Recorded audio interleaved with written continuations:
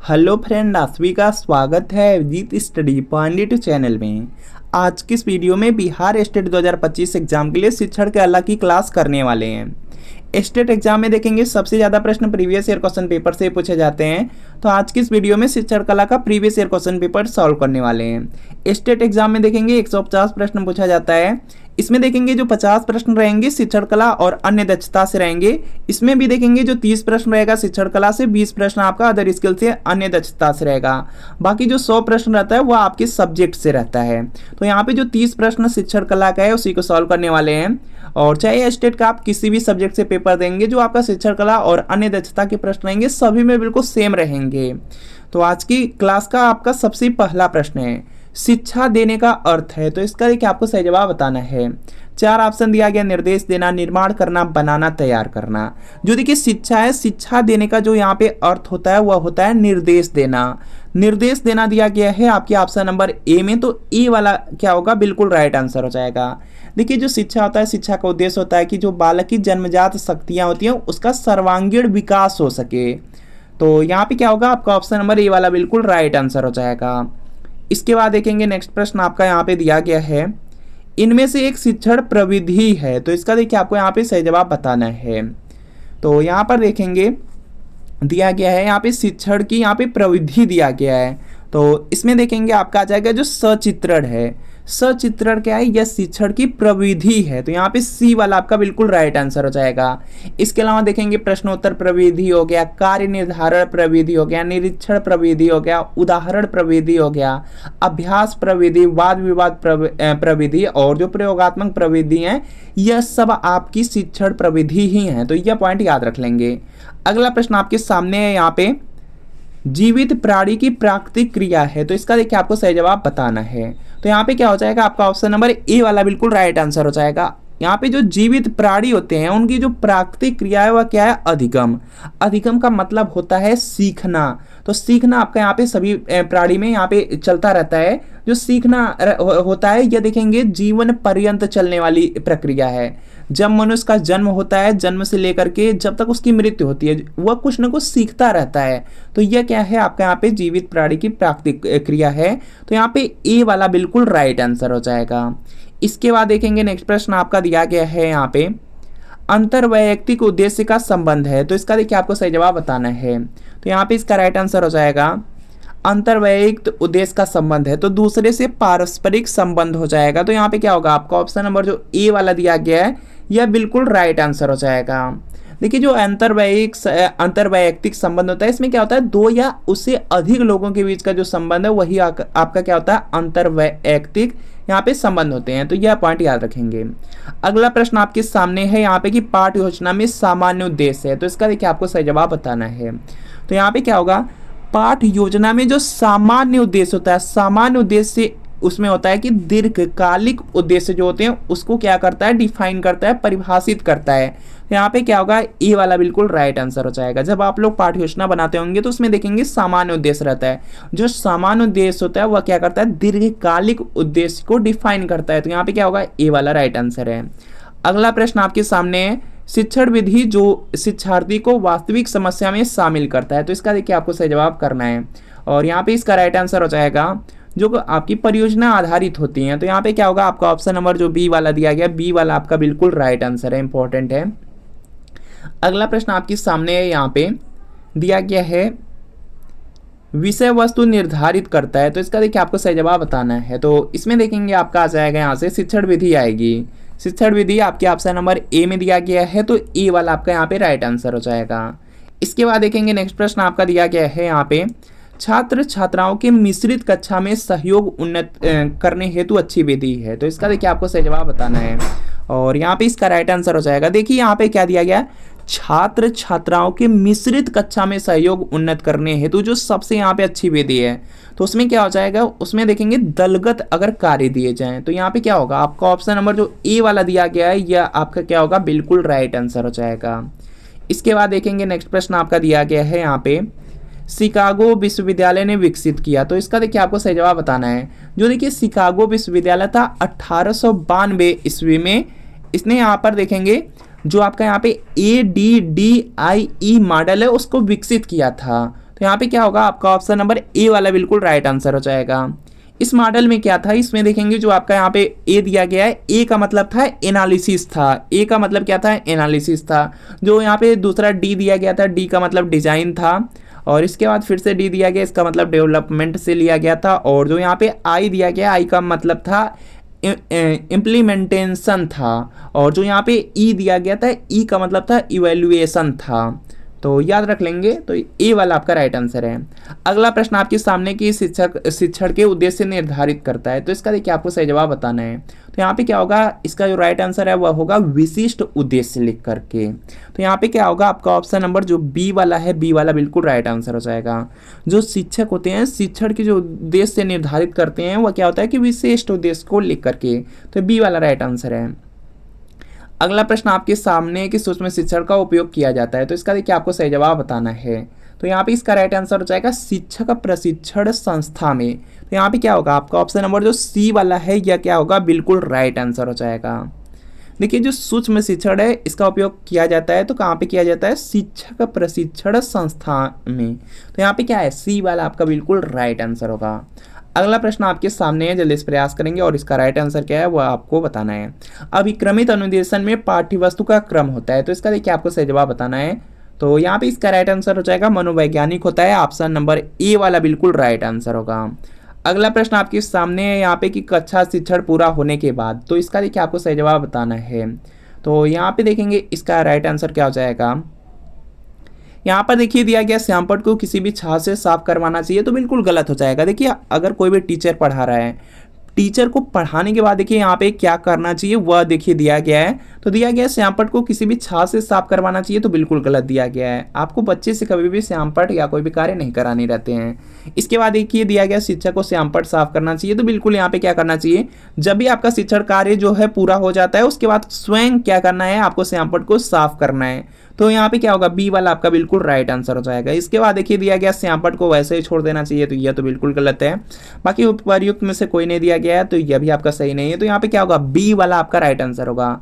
जब भी आप टीचर बने, एक पॉइंट आपको याद रखना है कि आपको क्या करना है, क्लास में जैसे ही आपकी क्लास खत्म होती है उसके बाद क्या करना है, जो श्यामपट्ट होता है या आपके यहाँ पे व्हाइट बोर्ड ब्लैक बोर्ड जो भी है उसको क्या करना है, बिल्कुल क्लीन कर देना है, साफ करके ही क्लास को आपको छोड़ना है। इसके बाद देखेंगे नेक्स्ट प्रश्न है, कक्षा के अंदर बालकों के अधिगम पर सर्वाधिक प्रभाव दृष्टिगोचर होता है, तो इसका देखिए आपको सही जवाब बताना है।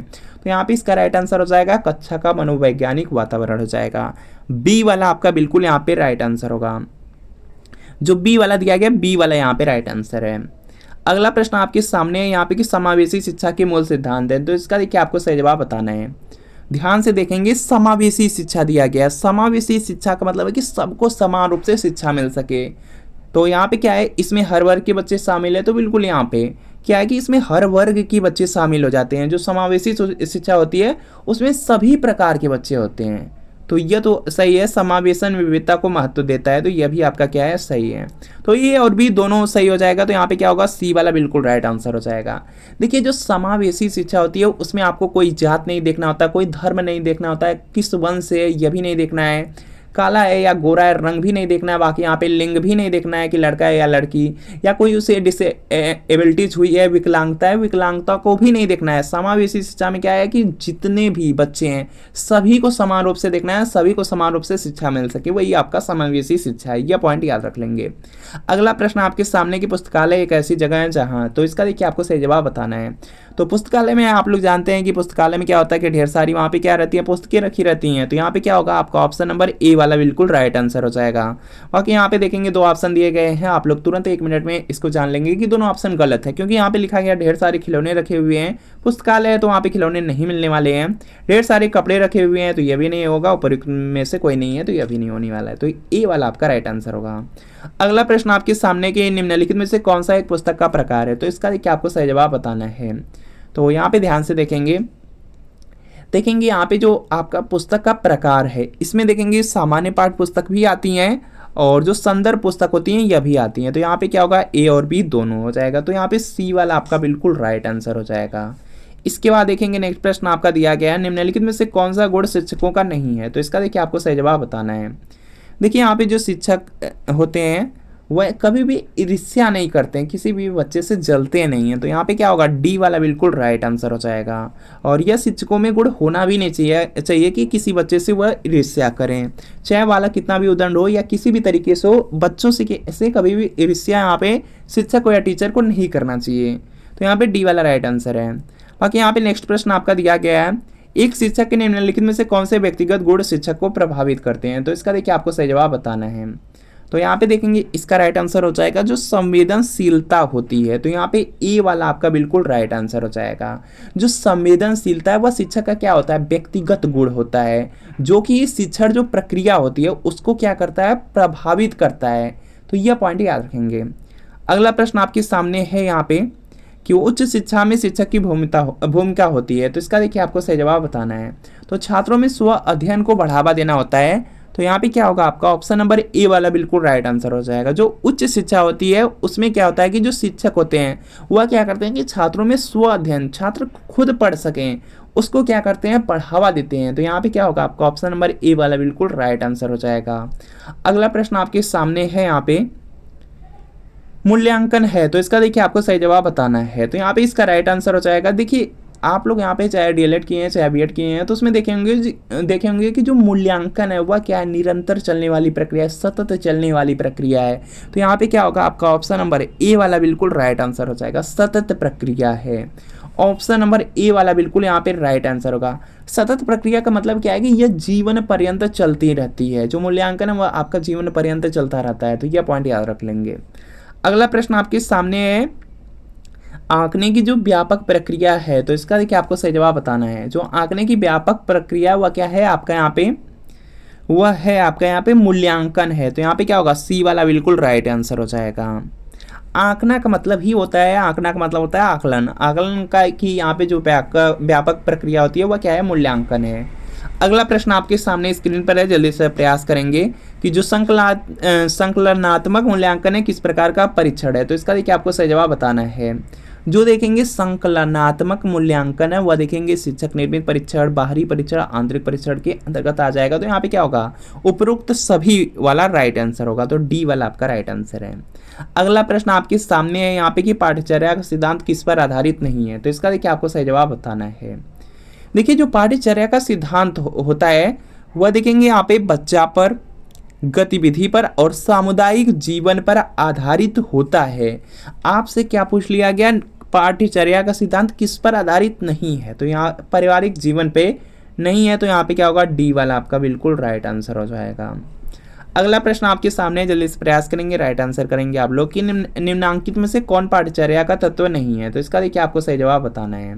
तो जल्दी से प्रयास करिए और राइट आंसर बताइए। तो इसमें देखेंगे जो पाठ्यचर्या है, पाठ्यचर्या के टोटल यहाँ पर देखेंगे आप लोग तो 4 घटक हैं। 4 घटक में देखेंगे सबसे पहला तो आपका उद्देश्य होता है, उसके बाद देखेंगे दूसरा पाठ्यचर्या प्रकरण या उसी को क्या कहा जाता है, विषय वस्तु कहा जाता है। पहला उद्देश्य हो गया, दूसरा आपका क्या हो गया, विषय वस्तु हो गया, और तीसरा आपका क्या हो जाता है, पाठ्यचर्या सामग्री या अनुभव होता है। तो तीसरा आपका क्या है, अनुभव हो जाएगा। बाकी यहाँ पे जो चौथा होता है वह क्या होता है, पाठ्यचर्या का मूल्यांकन होता है। तो यहाँ पे देखिए पूछा गया पाठ्यचर्या का तत्व नहीं है पूछा गया है, तो शिक्षक नहीं होगा। तो सी वाला राइट आंसर होगा। पाठ्यचर्या का अगर तत्व पूछा जाता है 4 तत्व हैं, इसमें पहला उद्देश्य है, दूसरा आपका विषय वस्तु है, तीसरा अनुभव है, चौथा आपका मूल्यांकन है।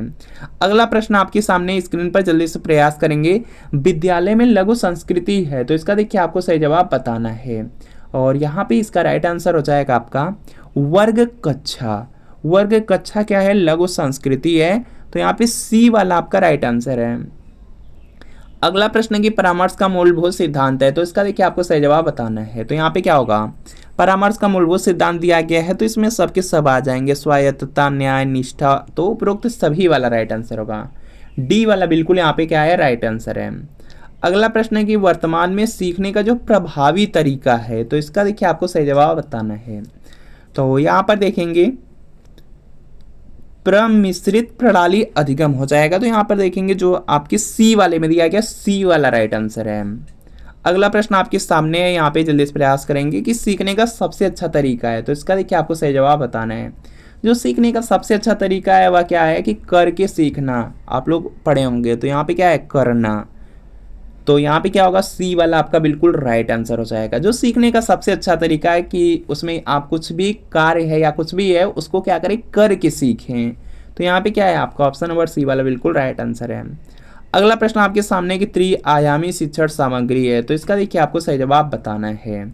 और यहाँ पर देखेंगे इसका राइट आंसर हो जाएगा, त्रिआयामी दिया गया है, त्रिआयामी शिक्षण सामग्री, तो इसमें मॉडल आ जाएगा।